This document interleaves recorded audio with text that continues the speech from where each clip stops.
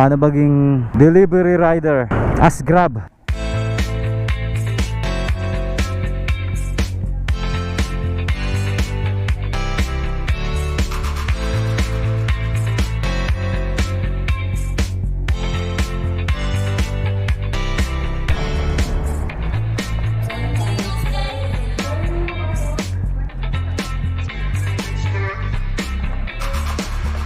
Thank you.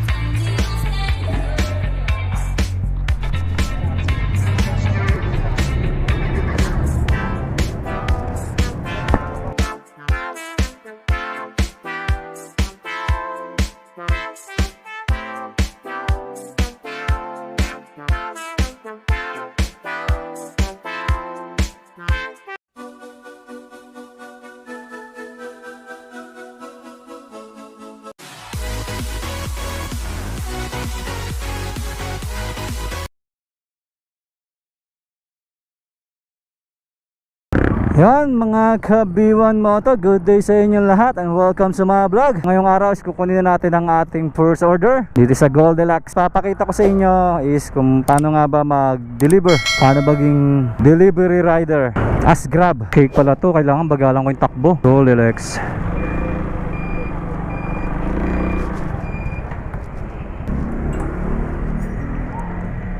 Boss, kiss boss.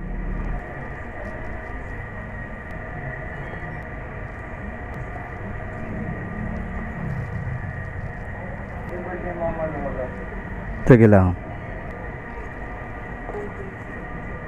Ayun mga ka-B1 Moto, nakuha na natin ang ating first order.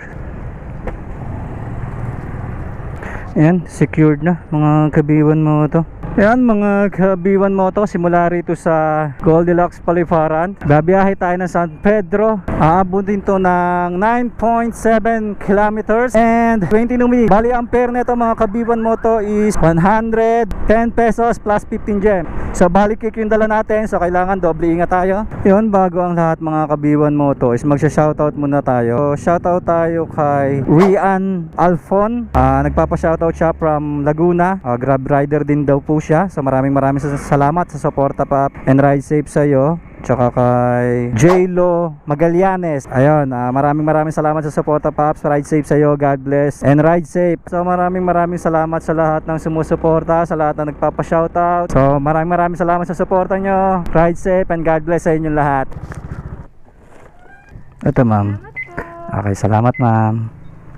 Mga ka-B1 Moto, ngayon is papunta na tayo ng Walter Mark, Dasmariñas. Ganito lang yung buhay natin, Grab rider bilang food. Pupunta lang kayo dun sa mga store o merchant kung saan may mga possible order, and gagawin natin doon is tatambay tayo. So maghihintay tayo dun sa mga lugar kung saan pwede tayo pasukan. So malalaman nyo naman yan pagka may mga merchant doon is may mga, syempre may mga Grab rider na tumatambay doon, may mga food panda, mga ganyan.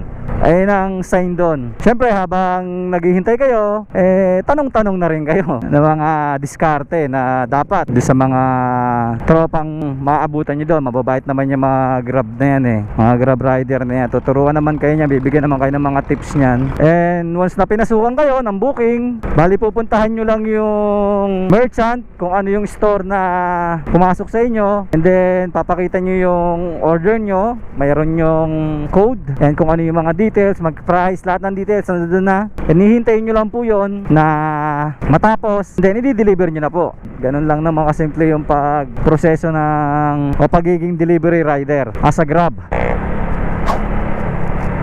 Gaya niya mga ka-B1 Moto, pinasukan tayo, hindi pa tayo nakakapunta ron sa merchant. Tapos ayan mga ka-B1 Moto, gaya niya nasabi ko sa'yo, pinasukan tayo. So Hermana de Dasma, so pupunta natin tong Hermana de Dasma. Meron namang location dyan na nakapin sa maps, yan lang yung pupuntahan natin. Bali ganyan lang naman kasimple to mga ka-B1 Moto. So sundan nyo lang kung saan kayo pinapapunta nung mapa, punta dun sa merchant. Eto, ayan na, Hermana de Dasma. Yan, nandito na tayo sa Hermana de Dasma. So dito natin kukunin yung order. After nyan, arrive natin, kami natin picturean, tapos pakita natin yung details dito.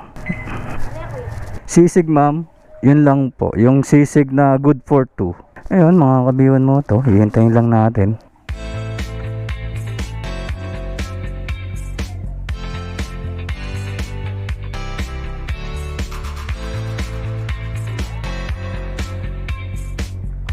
Yun mga kabiwan mo to. After natin ma-deliver, pipicturean ninyo. And then, save. Order is ready. I've checked. And then, pupunta na tayo. So, nandito, lalabas yung mapa niya. Automatic yan. And then, punta na tayo. Bali, 1 kilometer to, mga kabiwan mo to. And 2 minutes. Malapit lang naman to, mga kabiwan mo to. Yan, susundan nyo lang naman yan. Yung mapa na yan. So, ganito lang naman yung gagawin natin araw-araw. Paulit-ulit.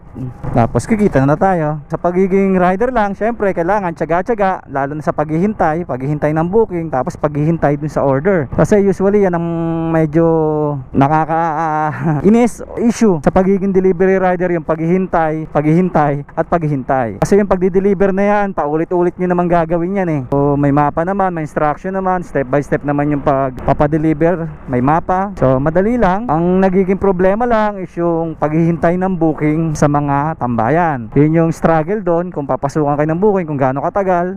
Buti tayo, swerte kahit pa paano na tiyempo sa atin na padaan tayo, pinasukan tayo. Kailangan mahaba yung pasensya mo sa pagiging delivery rider, lalong lalo na sa paghihintay ng booking at paghihintay sa mga merchant habang ginagawa yung mga order ninyo. Kasi merong mga merchant na sobrang tagal mo na nga naghintay ng booking, na minsan inaabot ng ilang oras, 1 oras, 2 oras, ganun. Meron nangyayaring ganun po, mga kabiwan mo to. And kaya nga, nandito na tayo sa drop point. So maghihintay ulit tayo para si customer is lumabas. Bali, ito yung pinakatrabaho niya, mga kabiwan mo to. Maghihintay kayo na maghihintay. Ay, wala ilang yung order.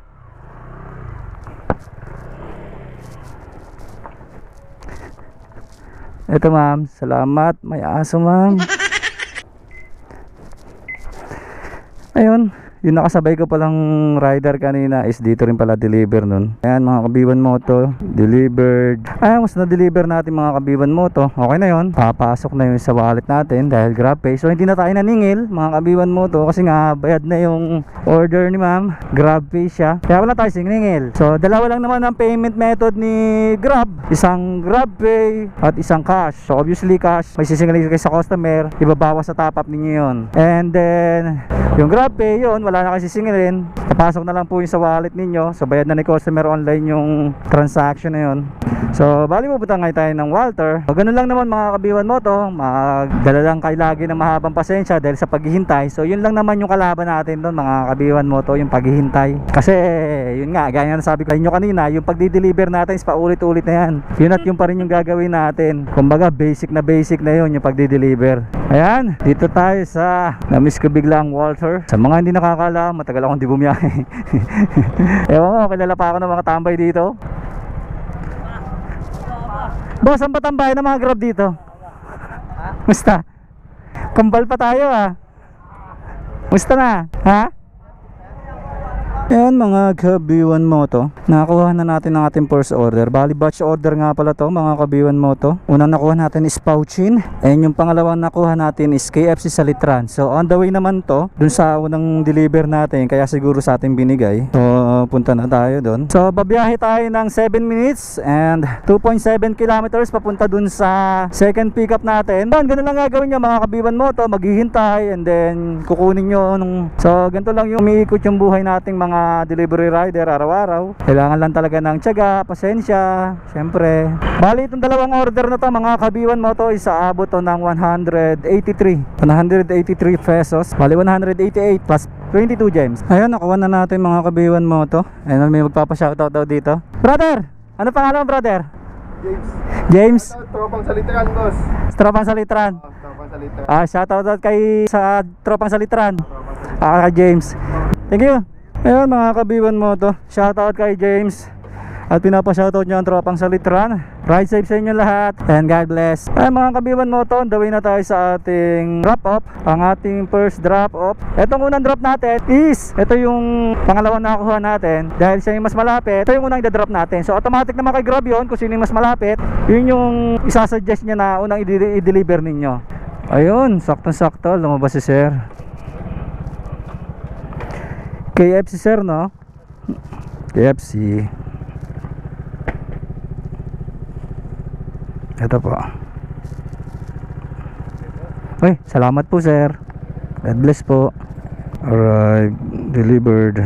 Ayun mga kabiwan mo to, na-deliver na natin yung first drop natin. And binigyan pa tayo ni sir ng tip na 20 pesos. Magiging 200 na yung pair natin. Kasi may 20 pesos na si sir na binigay. 208 in total pag natapos natin to. And kagandahan doon, hindi na tayo naghintay kasi inaabangan tayo ni sir sa apps. So nakikita niya kasi tayo sa apps. So balikan lang naman kasimple mga kabiwan mo to ang pagde-deliver. Tsaga-tsaga lang talaga. Nakakuha ulit tayo. So malapit lang to. 88 pesos, 2.5 kilometers, 8 minutes. So bilisan natin para makakuha pa tayo mamaya pagbalik. Ayun mga kabiwan mo to, na-deliver na natin. So hindi ko nakuha na, hindi ko pala na-record. Pero ganun pa rin naman ang proseso mga kabiwan mo to. So same lang, pupunta kayo sa customer and then di-deliver nyo lang. So yung transaction ko kanina is cash. So hindi ko napakita sa inyo, pero pag cash ang transaction ninyo, may sisingilin ko sa customer. Lalabas sa apps ninyo yon, kung magkano yung sisingilin ninyo. So ganun lang kasimple mga kabiwan mo to ang pagiging delivery rider. And then babalik ulit tayo sa tambayan natin para makakuha ulit tayo ng panibagong orders. Alright?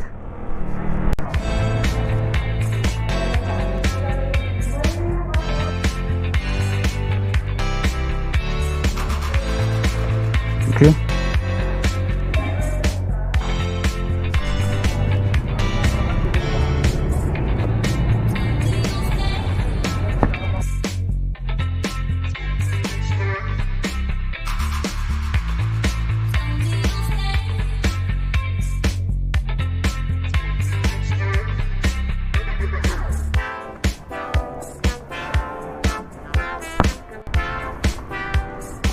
Ito na. Ayan, siguro hanggang dito na lang mga kabiwan mo to. Dito ko na tatapusin ang delivery vlog natin ngayong araw kay Grab. And I guess nagustuhan ninyo ang video natin ngayong araw. Always remember mga kabiwan mo to, pray before you ride, ride safe, God bless. Biwan mo to out. Bye bye.